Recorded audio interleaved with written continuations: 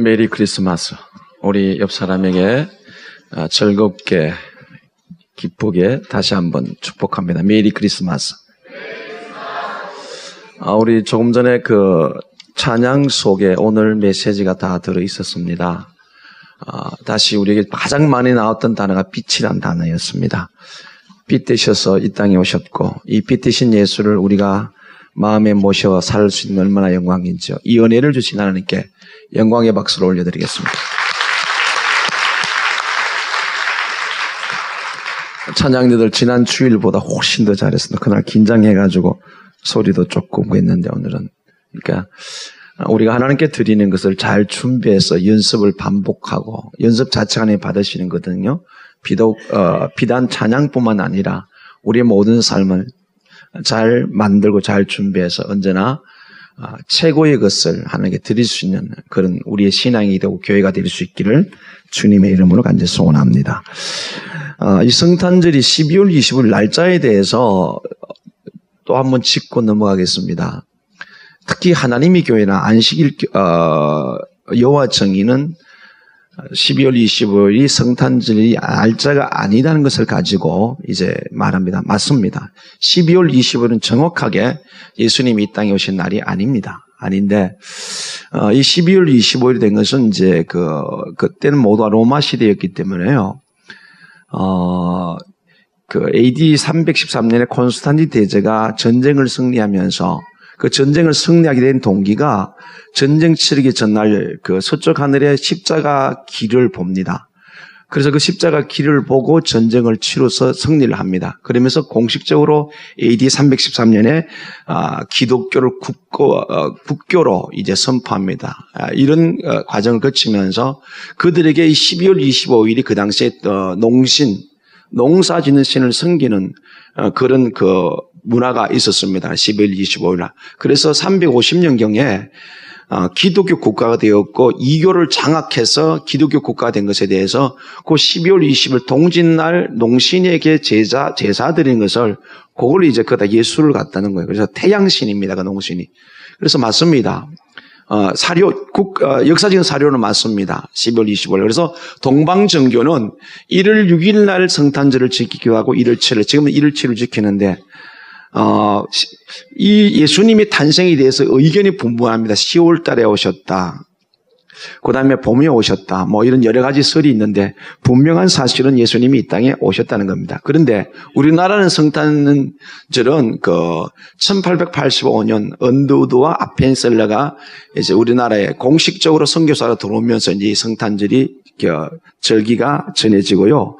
1949년에 우리나라가 기독교 성탄이라 그래서 공식적으로 이제 이게 공휴일이 됩니다. 대부분 이건 대통령령으로 정해지는데요. 그런데 이 아시아 존에서 성탄절을 공휴일을 지킨 나라가 몇 개 안 됩니다. 타이완하고 마카오하고 홍콩입니다. 마카오, 홍콩은 영국 영이었기 때문에 자동적으로 기독교 문화가 들어왔고요. 대만도 우리보다 한 80년 먼저 기독교 문화가 들어옵니다. 일본은 우리보다 130 먼저 기독교 문화가 돌아왔는데 성탄절로 공휴일을 안 지키고 중국도 마찬가지입니다. 그래서 가만히 제가 이제 이런 역사적인 고찰을 해보면서 정말 이 민족은 복되다. 아멘? 철저하게 유교 사상과 우상 숭배와 온갖 신을 쓰게 이 나라에 복음이 들어와서 그게 적극적으로 그게 1949년에 국가적인 공휴일로 선포되어 있다는 사실은 정말 놀랄 일입니다. 오늘 만약에 공휴일이 안 됐다면 이 자리에 우리가 얼마나 앉았을까요? 그래서 일본 같은 데는 지난 주일날 성탄절을 지켰습니다. 그래서 하나님의 교회나 여호와 정인이 성탄절이 25일이 아니라고 말할 때 12월 25일 아니라고 할 때 그렇다 나도 알고 있다 그렇게 반박하시길 바랍니다. 그게 지금까지 제가 어제 어제 수요일 날 성경 공부하면서 우리 자매님이 물어봤어요. 그걸 모르고 있었어요. 12월 25일 맞습니다. 정확한 날짜 아니라는 걸 아시고요. 오늘 앞으로 하나님의 교회 사람을 만나거나 여호와를 만나서 그것 가지고 지금까지 12월 25일이 성탄절을 알고 꿀떡같이 알고 있었는데 그게 태양신을 섬기는 거다. 지금 우리가 쓰는 달력도요. 이 일요일이 선데이잖아요. 이 태양신을 섬기는 것 달리게 만들어졌는데 이건 우리에게 개념은 주님이 안식일 날 그러니까 금요일 날 돌아가셔서 안식 후 첫날 부활하셨습니다. 그러니까 로드데이, 주의 날입니다. 그러니까 그게 용어만 조금만 알면은 우리가 넘어갈 이유 없기 때문에 2014년 이 성탄절에도 이런 은혜가 있고 이 국가가 이 나라 하나님이 너무 사랑하셔서 이 아시아 존에도 많은 나라 가운데 유일하게 이 주님 오심을 공휴를 정한 나라가 참 복된 나라다. 북한에는 그걸 안 지키거든요. 그래서 우리가 이 모든 것에 하나님 은혜라고 고백하면 우리만 끌어안고 있을 것이 아니라 이 땅과 민족과 일방 속에 주님의 오심을 구세주로 오심을 증거하는 그런 은혜가 있기를 주님의 이름으로 이제 소원합니다. 로마 카톨릭에서는 꼭 이제 그 성탄 미사를 하게 되는데요. 이제 그 사제들이 아기 예수를 안고 가는데 그 예수님이 입은 팬티가 황금 팬티예요. 굉장히 어색합니다. 제가 1995년도에 그 성지순례를 가서 로마에 1월달에 갔기 때문에 그 로마 그 베드로 성당 광장에 그 막 집을 지어놓고 아기 예수가 이제 거기 뭐 양하고 이렇게 만들어놨어요. 천주교는 이렇게 만드는 걸 좋아합니다. 거기에 있는 예수도 역시 황금 팬티였습니다. 근데 서울 명동성당에 이번 성탄절에 그 예수님이 아기 예수 누운 자리에 방석이 금방석이었습니다. 자, 아니 오늘 내가 좀 본문을 안 읽었네요. 흥분했습니다. 일단 본문을 읽겠습니다. 누가복음 2장 1절에서 7절까지입니다.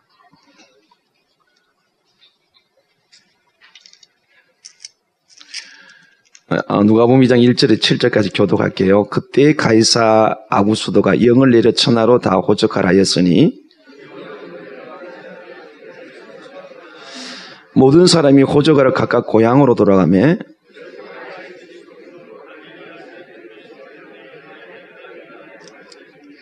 그 약혼한 마리아와 함께 호적하러 올라가니 마리아가 이미 잉태하였더라. 같이요. 첫 아들 낳아 강보로 싸서 구유에 누이 있으니 이는 여관이 있을 곳이 없습니다. 아멘. 이제 조금 제가 본문을 들어가기 말씀을 좀 드리고 시대적인 상황을 말씀을 좀 드리려고 합니다. 지금 우리 교회는 추리를 하지 않고 아무것도 안 했습니다. 근데 이 추리의 생명은 그거죠. 빛이죠, 빛. 그래서 성탄에 대한 어떤 우리 인간적인 외면적인 것을 우리가 몇 년 전부터 하질 않는데 세상은 훨씬 더 화려합니다. 아주 그 요즘 발전된 LED 가지고 막 치는데 그러나 우리가 불을 밝힐 때는 그것은 상징적인 의미입니다. 예수님이 이 땅에 빛으로 오셨다. 아멘. 여러분 가정에 뭐 조그마한 성탄 트리가 있을 수가 있고 또 우리 통영시에서 기독교 CBMC 그러니까 기독시립원에 우리 장로님이 회장으로 있는데 지회장으로 있는데 거기 그다음에 또 강구 안에서 이제 현대교회를 중심으로 여러 교회가 모시는 그 성탄 트리. 그건 상징적인 의미입니다. 그 빛을 볼 때마다 누구를 봐야 돼? 예수를 봐야 될 줄 믿습니다. 근데 세상은 예수가 없죠. 이게 산타크로스가 AD 약 270년경에 등장하는데 지금은 이 성탄절의 주인공이 산타가 돼 있어요. 그래서 저도 한때는요, 제가 서울에 있을 때 우리 집사님이 유치원을 했어요. 어린이집이 유치원입니다. 그러면 성탄 주간에 꼭 저를 이제 초청해가지고 성탄복을 입고 이게 가면을 써요. 그래가지고 제가 성탄 아저씨 역할을 했다고요. 예수가 아니고 성탄 아저씨가 이 선물 주는 거예요. 그런데 우리 큰아이가 7살 때 이제 제가 유치원 갔거든요. 근데 그러나 후일담을 들어보니 분명히 아빠 목소리 같은데 산타크로스를 나중에 이제 그 환상이 깨어지는데 메리 크리스마스 성탄절 예수님이 오신 건 예수님이 주인 되어야 되는데 지금 이 세상은 예수가 주인 안 되었다는 겁니다. 그래서 우리가 2014년 성탄절을 이제 은혜 가운데 예배자로서 예배를 드리면서 다시 한번 정확히 짚고 깨닫고요. 그렇게 우리가 정말 이 세상에 예수 오심은 온데가 안 되었고 그냥 눈에 보이는 선물인데 하나님이 우리에게 영원한 생명의 선물로 예수님이 이 땅에 오신 줄을 믿습니다. 그래서 예수로 말미암아 모든 것이 가능해진 것. 여전히 우리 예수가 소망입니다. 오늘 본문을 통해서 지금으로부터 2000년 전에 첫 번 크리스마스에서 그 예수님이 누우셨던 그 아기 예수가 누우셨던 그 구유를 생각하면서 몇 가지를 말씀을 드리려고 합니다. 본문에 보면요, 그 아기 예수에 대한 탄생을 기록하고 있습니다. 본서의 저자는 사도행전을 기록했던 누가가 이제 그 저자고요. 본문을 통해서 두 가지가 특별히 강조되고 있습니다. 그 첫 번째가 예수 그리스도의 탄생은 역사와 실제라는 것을 강조를 하고 있습니다. 여기 1절에 보면은요, 그때 가이사 아구스도, 이때는 모든 길이 로마로 통한다. 세계 절대 강의 로마였는데 그때 로마의 황제가 가이사 아구스도인데요. 이 가이사 아구스도는 BC 27년에 이제 그 왕자에 올라와서 황제자리에 올라와서 AD 14년까지 이제 그 로마를 통치하면서 전 세계를 거의 통치하고 있던 그런 시대였습니다. 이때에 가이사 아구스도가 모든 나라들에게 호적 조사를 명령을 합니다. 그래서 나사렛에 살던 요셉 마리아도 원래 고향이 베들레헴입니다. 베들레헴이기 때문에 호적은 항상 자기가 태어난 자기 호적에 놓은 곳으로 가지 않습니까? 그래서 이제 3절에서 올라가게 됩니다. 미가서 5장 2절에 보면은 예언한 메시아가 유대 땅 베들레헴에 태어날 것이다.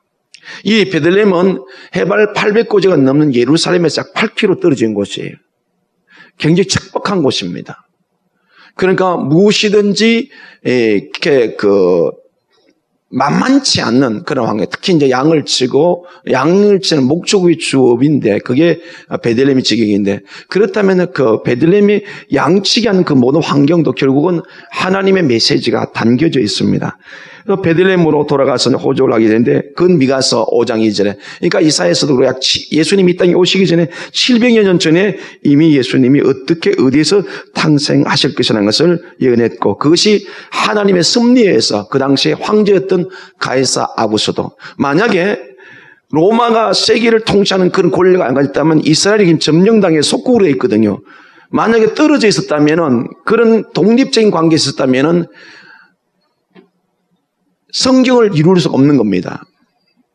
그런데 모든 섭리를 보면 하나님께서 그 역사 속에서 실제로 로마의 식민지하에 이스라엘이 가게 하셨고, 그래서 그런 속국 속에서 로마의 명령에 따라서 가이사 아구스도가 호적을 하라고 했는데, 이 또한 그냥 가이사 아구스도가 그냥 자기 개인적인 생각이 아니었다고 봅니다. 하나님이 그 마음을 움직였다. 성경 곳곳에서는 믿지 않는 왕들, 예를 들면 이스라엘 백성들이 포로로 붙잡혀 갔을 때 그 포로를 다시 돌아오게 할 때 그 왕도 고레스 왕, 하나님을 전혀 모르는 사람입니다.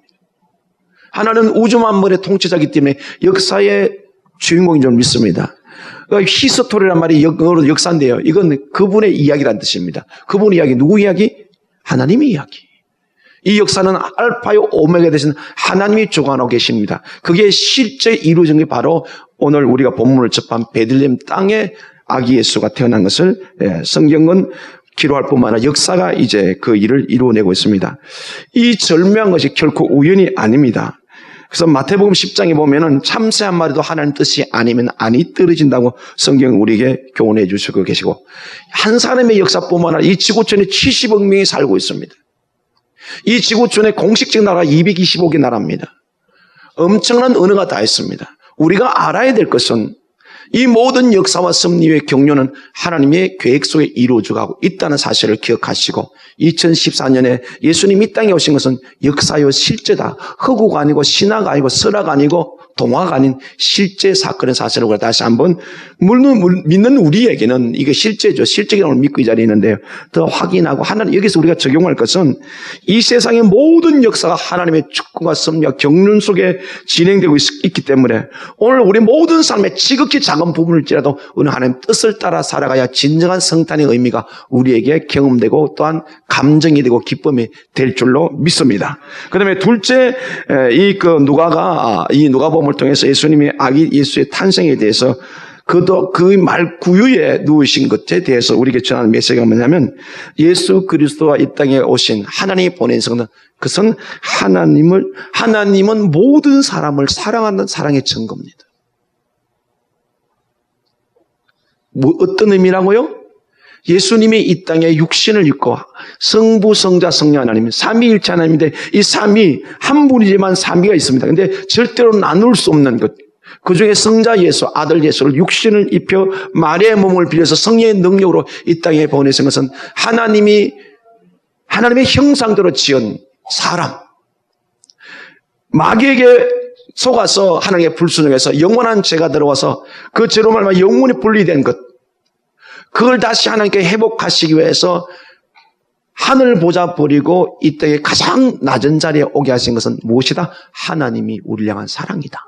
그럼 우리가 2014년 성탄절을 맞이하면서 우리는 다시 우리 안에 회복되어 있고 우리 안에 또다시 충만하고 감격을 누려야 될 것은 하나님이 나를 위해, 나를 살리기 위해, 나를 사랑하셔서 이 땅에 예수 그리스도를 보냈다는 사실을 우리가 확인하고 이런 감동이 있기를 주님의 이름으로 간절히 소원합니다. 베들레헴, 더구나 베들레헴은 이름도 없는 무명한 도시고 산 위에 있고 척박한 땅에 그 기름진 갈릴리 땅에 오지 않겠고 척박하다는 것은 모든 환경과 상황과 그다음에 태어나신 말구유라는 것은 가장 낮은 곳에 왔다는 것은 모든 사람을 사랑한다는 하나님의 사랑의 마음이 담겨져 있는 줄 믿습니다. 요한복음 3장 16절에 하나님이 세상을 이처럼 사랑하사 독생자를 주셨으니 이 세상은요 단순히 이렇게 코스모스 눈에 보이는 이런 세상이 아니라 바로 이 세상에 가장 소중한 사람입니다. 하나님은 이 세상의 모든 사람을 사랑하셔서 독생자를 주셨다.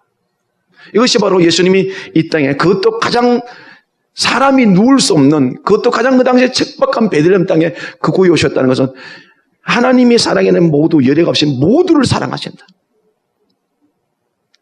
가난하든 부하든 병들든 병들지 않았든 무식하든 유식하든 인간으로 태어난 모든 존재를 사랑하신다는 증거가 바로 예수님이 말구유로 오셨은 그리고 이 메시아의 모습이 된 줄로 믿습니다. 이 세상은 점점 앞으로 더 절망과 좌절과 죄가 더 왕성하게 활동하게 될 것입니다. 이런 처절한 절망 속에 오늘 예수는 생명으로 이 땅에 오셨습니다. 그래서 오늘 우리가 여기서 적용해야 될 것은 우리가 의지할 이는 오직 예수 그리스도밖에 없는 줄을 믿습니다. 하나님의 사랑의 본질, 하나님 우리 사랑 그 전가가 예수님이 이 땅에 오셨는데 누구든지 사람은 누구든지 예수 그리스도를 의지할 때 그의 생명이 있고 또한 의지할 때 우리의 삶의 승리가 있고 우리의 삶의 모든 부족하고 연약한 부분들. 그래서 많은 이제 가톨릭이나 어디 이제 그 대표자들이 메시지를 전하는데 희망이다 그렇게 말하는데 그 단순한 객관적인 메시지가 아니라 바로 그리스도가 내 안에 오심으로 내 삶에서는 어떤 우리 인생에 때론 낙심과 좌절이 온다 할지라도 예수를 의지하게 될 때 우리는 승리하게 될 줄 믿습니다. 2014년 이 성탄절을 맞이해서 혹시 여러분 삶 속에 약함과 또 삶의 고난과 어려움이 있습니까? 우리를 이 어려움에서 건져 올리실 분은 오직 하나님밖에 없는 줄을 믿습니다. 그래서 성탄절에 더욱 주님을 의지하고 이 일을 마무리하고 새 일을 소망할 수 있는 그런 은혜가 오늘 이 시간에 일어날 수 있기를 주님의 이름으로 간절히 소원합니다. 더욱 주님을 의지해서 이 성탄의 기쁨이 배가 되고 이 배가의 즐거움이 많은 사람에게 증거되기를 간절히 소원합니다. 결론의 말씀을 드립니다. 그러면 왜 말구유에 놓이느냐입니다. 아기 예수를 품은 그것은 바로 짐승의 밥그릇입니다.